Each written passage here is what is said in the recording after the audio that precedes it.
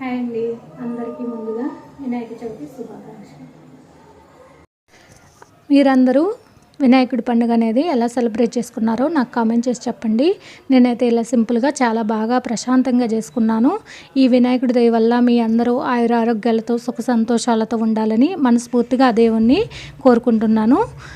వినాయక చవితి ఇంట్లో పూజ అయిపోయిన తర్వాత ఇలా ఇంటి బయట అయితే బొమ్మను ఏర్పాటు చేశారండి. మా బజార్లో పిల్లలందరూ కలిసి ఈ బొమ్మను అనేది పెట్టుకున్నారు. చాలా బాగా డెకరేషన్ చేశారు.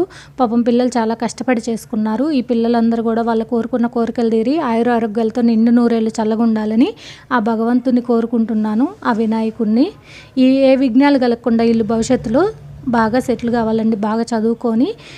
ఈ వీడియో కనుక మీకు నచ్చినట్టయితే చిన్న లైక్ చేసి నా ఛానల్ని సబ్స్క్రైబ్ చేసుకోండి ఫ్రెండ్స్. మీ అందరూ ఎలా జరుపుకున్నారు ఫెస్టివల్ అనేది నాకు కామెంట్ చేసి చెప్పండి. ఉంటానండి.